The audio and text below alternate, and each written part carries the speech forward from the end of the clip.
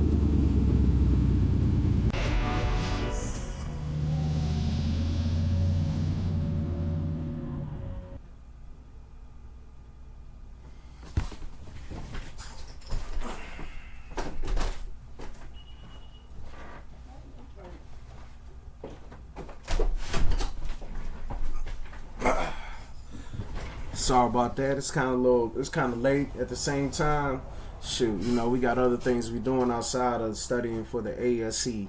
So, if you are here, you are most likely on the same kind of journey I'm on, where we are trying to become master technicians with auto mechanics. A little bit about, well, you ain't really got to get my background. Just know I come from an accounting type background, so that's really where and then web development, webmaster, that type thing. But yeah, let's go ahead and get into it. So let's what I would like to do first is just look at a bunch of images that are like in engines, because they say you got to get your hands dirty sometimes to understand how things work. So all I'm attempting to do is to get familiar with the engine and its components. That is all we're doing right now. So with a cam in block V8 engine, meaning it has 8 spark plugs, overhead valve. So the very top is the intake manifold. Then you have a distributor and rotor that belongs, it's probably around the side. Then there are 4 pistons on this side and 4 pistons on that side. If you notice that they got one side uncovered and the other one isn't. Right there in the middle is the camshaft. So the camshaft actually helps with the timing chain and sprockets. So if the camshaft is slightly off, you're gonna hear it. I just got through dealing with one camshaft synchronizer issue with a F-150, so it was very interesting to say the least. Then of course you have the oil filter that generally is like near the bottom.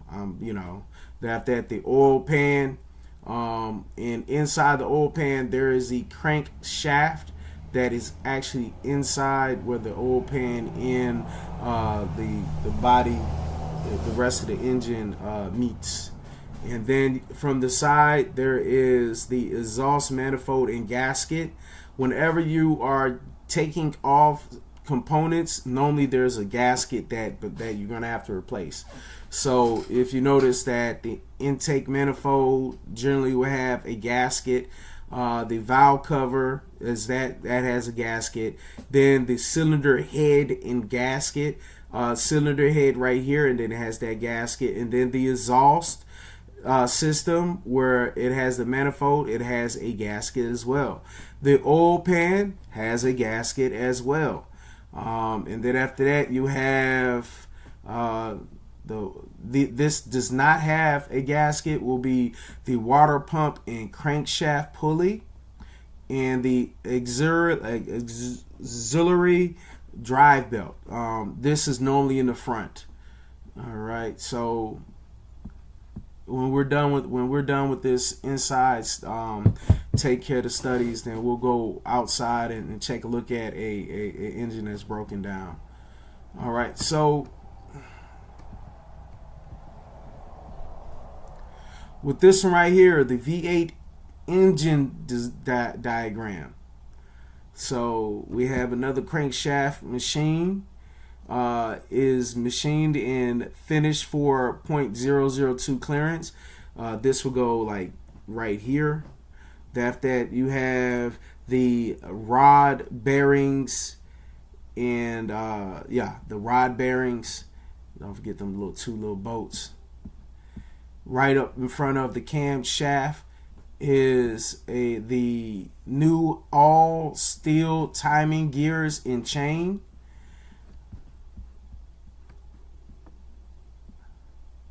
All right.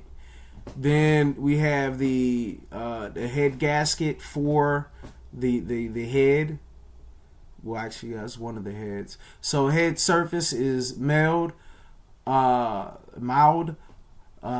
Each seat is cut, not ground, and vacuum checked. Then we have new brass soft plugs right there. Piston clearance to OEM specifications. And then those are the round ceilings where the pistons come in. All cylinder walls are diamond honed. Then it say new oil pump. All rods are resized. So those are the rod and the rod bearings and rod and the piston. That they have the chrome moly piston ring. New piston, the new valves. All right. Yeah, new valves. Then new spark, new springs and keepers, new rockers and push rods. So yeah, little push rods, yeah, rockers, yeah. Valve guides are diamond honed, and all right, we already went over that. So let's look at this one.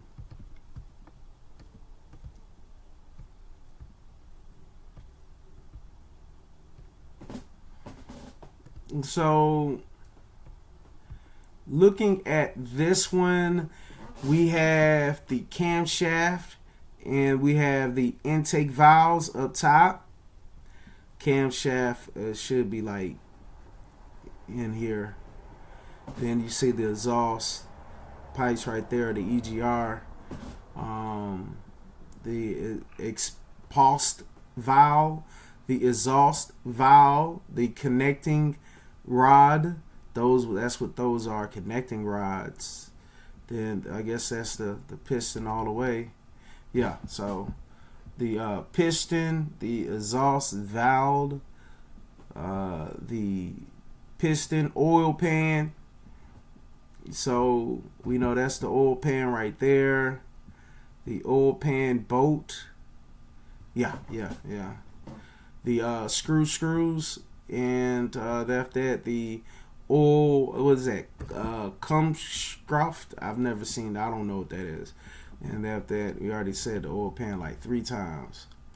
But yeah, so yeah, I like the thing about this one. I feel like this is a created monstrosity because it should only have like one side. This is like, so that must be AI or something of that nature. All right, so what's this? This is something different. We're not doing the wraps right now. So the car engine diagram. So is looking at it, the top, the cylinder head cover. So that's the very top is what they call the cylinder head. This is a what's that? The eye line or something like that. Like them old school engines with one line. It doesn't have like the two that we have nowadays. So it's gonna be, I guess, kind of easier, maybe. I don't know. So here's the cylinder head cover. Then we have the head gasket right there, and then it's gonna be rubber grommet that goes there, and I'm assuming like that's where the spark plugs or the studs go. I guess, I don't know. That's where the spark plugs probably go. Then the distributor, which for the electrical purposes and to make sure it sparks right at the right time. On the sides we have the intake manifold, and if you notice right here, the intake manifold has a intake manifold gasket. Gaskets are everywhere. Gaskets are your friend. Then we have the cylinder head that goes right under the cylinder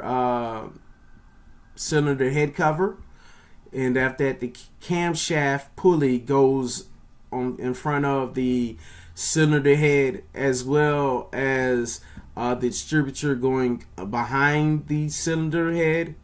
If you notice, they do have some O-rings. O-rings are their own type of gasket. That we have the oil filter with the gasket or O-ring. Same thing with this water pump. Water pumps are generally in the front. The same thing for the timing belt, drive pulley, and the oil pan is on the very bottom with the oil pan drain bolt. That's something that you got to get used to doing. All right, drain bolt, crush washer. That's not always there. So we have the engine block. So this is the engine block, and we are then looking at the exhaust manifold gasket. If you notice, that was an intake manifold. This is the exhaust manifold. So this is almost out of here.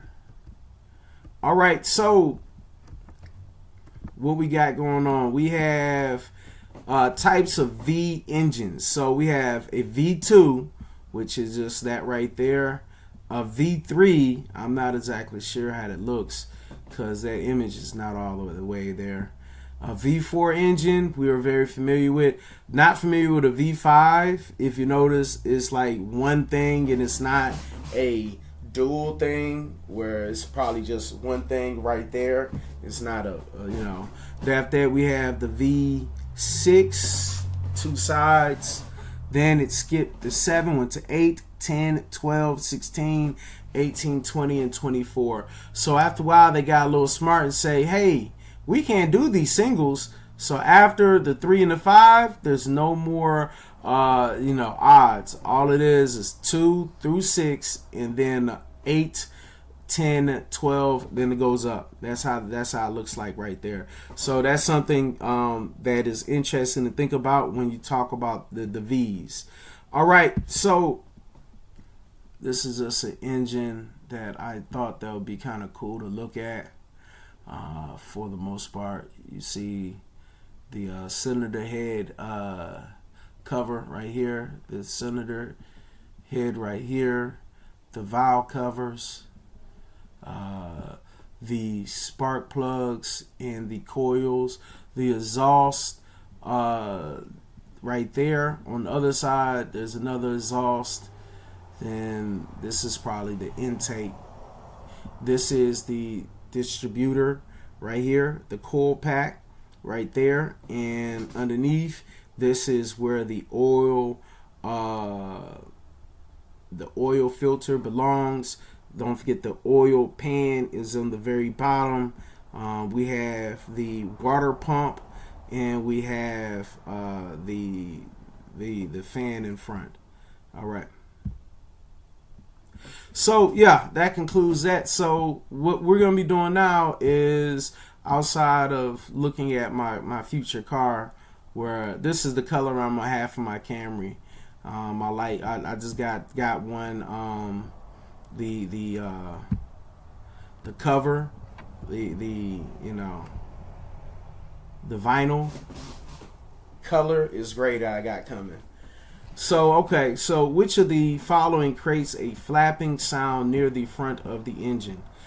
Timing belt tension too tight, drive belt too tight, drive belt too loose, timing belt tension too loose.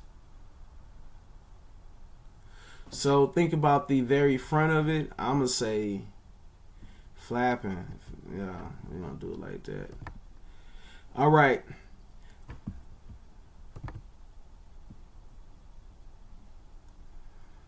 All right, let's move to the next.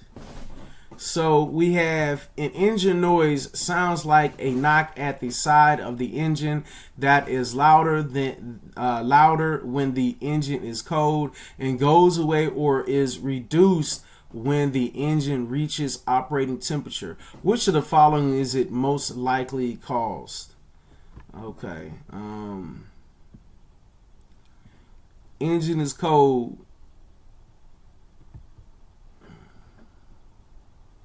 Yeah, I would think that at the same time. This question has the word except. Read the question carefully before choosing your answer. All of the following are reasons why you must disable the fuel injection system and ignition system when conducting an engine compression test, except prevents damage to the ignition system during the test, prevents fuel injection into the cylinders, prevents a shot engine fire, prevents inaccurate reading. So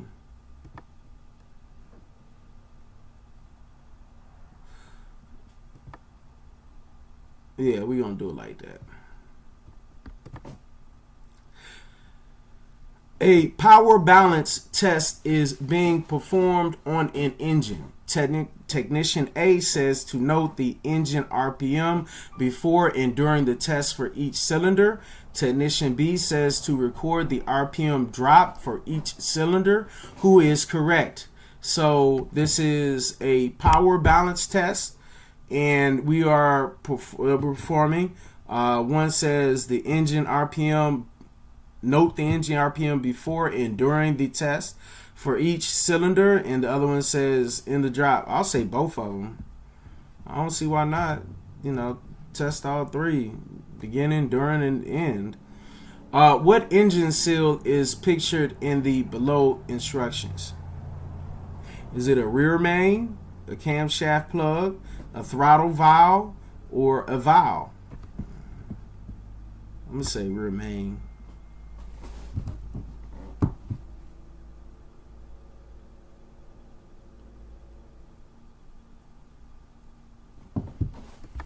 Okay, so what do we have?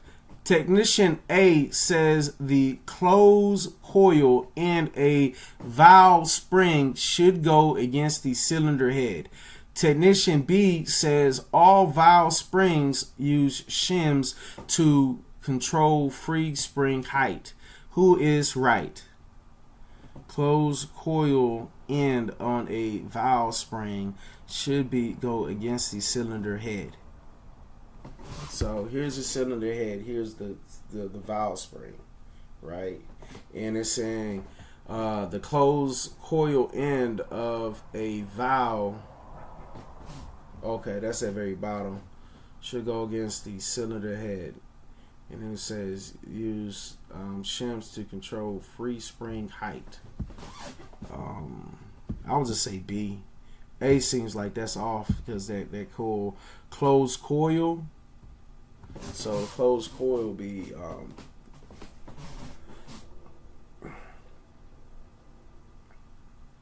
it's not the circular part. All right. This question has the word except. Read the question carefully before choosing your answer. All of the following statements are correct when adjusting valve lash on engines with overhead camshaft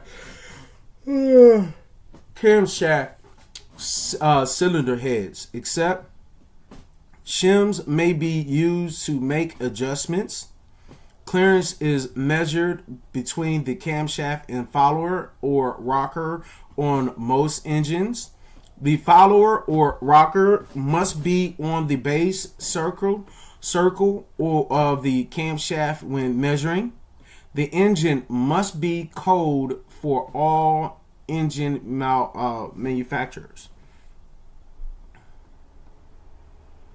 So which one is correct when adjusting valve lash on engines with overhead camshaft cylinder heads? So overhead, so the shims may be used to make adjustments. Okay.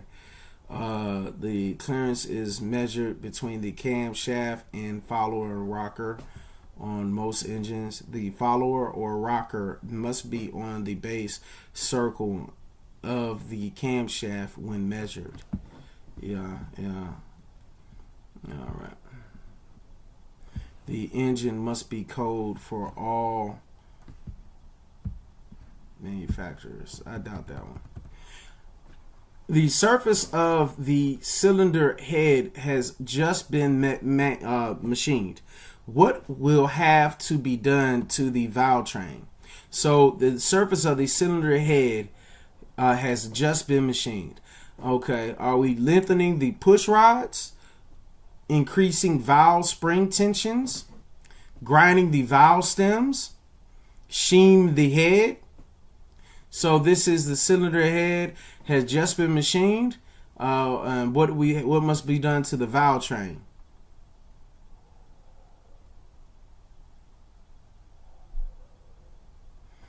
I'll say increase valve spring tension,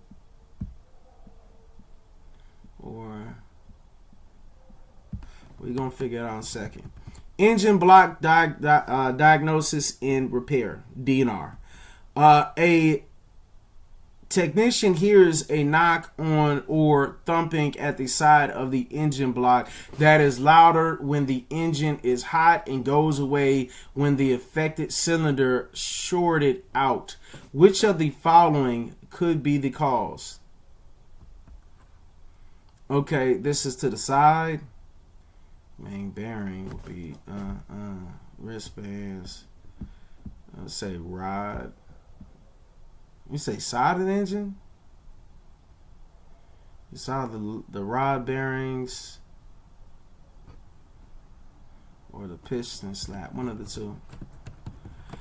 An engine is making a knocking sound that changes with RPM, and the noise disappear while a cylinder is being tested during the cylinder balance test. Which of the following could be the cause? Rod bearing, main bearing, piston slap, burnt valve. Okay, an engine is making a knocking sound that changes with RPM, and the noise disappears while a cylinder is being tested during the cylinder balance test. Which of the following is the cause?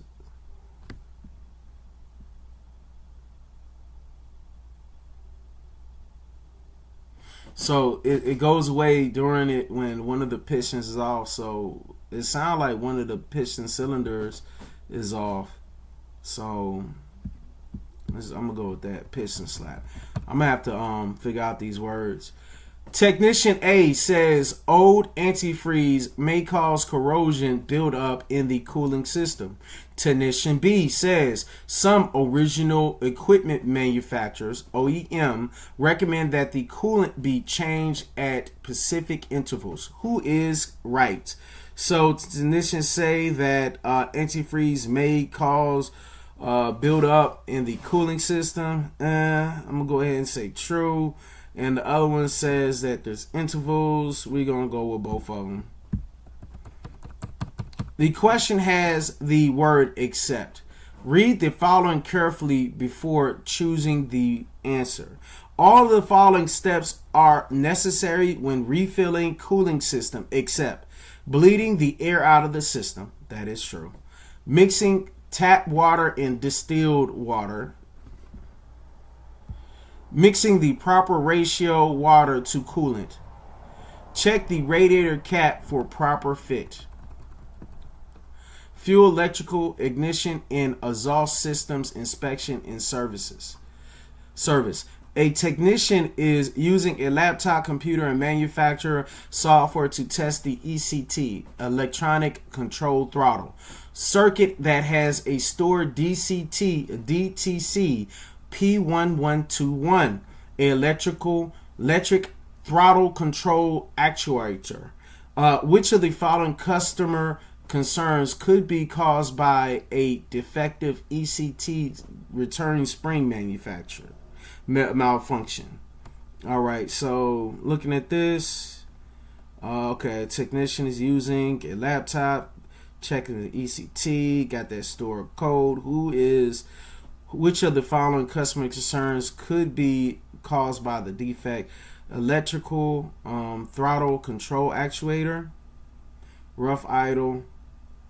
Which of the following customer concerns could be caused by a defective return spring? Okay. Detonation. Okay, it's more like what's happening. That's what it sounds like. Rough idle. No.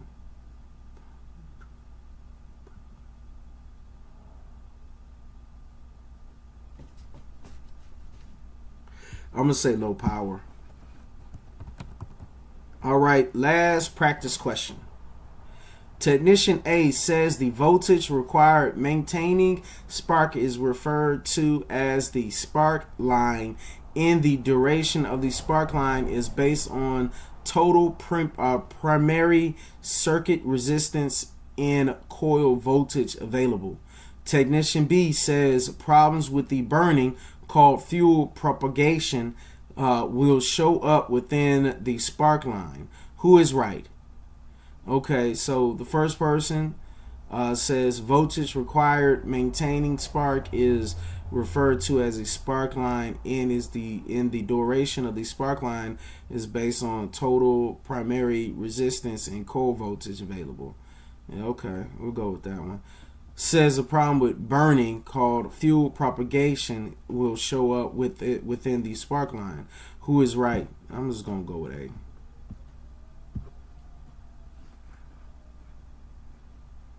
All right. So I scored a 9 out of 14 on something. So general engine diagnosing is 100%. When you talk about the cylinder head and valves, I had a 25%. Talk about the engine block diagnosis and repair, 75%. And then for fuel, electrical ignition and exhaust systems, inspection and services, 50%. So total 64%. So technically speaking, if this was the test, I would be passing. So looking at the last one, so let's go ahead and take a look at the first one. So the first one, I said the timing belt tension was too loose. I figured that because the timing belt is in front, and then, you know, with the looseness, that's how I figured it was making that sound. I knew something was loose, one of the two. Then number 2 we got right. Number 3 we got right. Number 4 we got right. Number 5, I didn't put, oh, okay, it's regular valves. Okay, regular valves. And then this one, got that wrong when it comes to the technician A, technician B. Got that right.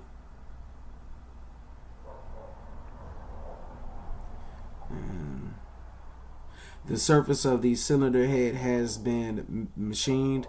What will have to be done to the valve train? Grinding the valve stems. Alright. Then it was a rod bearing with the engine noise. When you hear a knocking in the engine, it changes with RPM, and the noise disappears while the cylinder is being tested during a cylinder balance test. So it said rod bearing, not piston slap.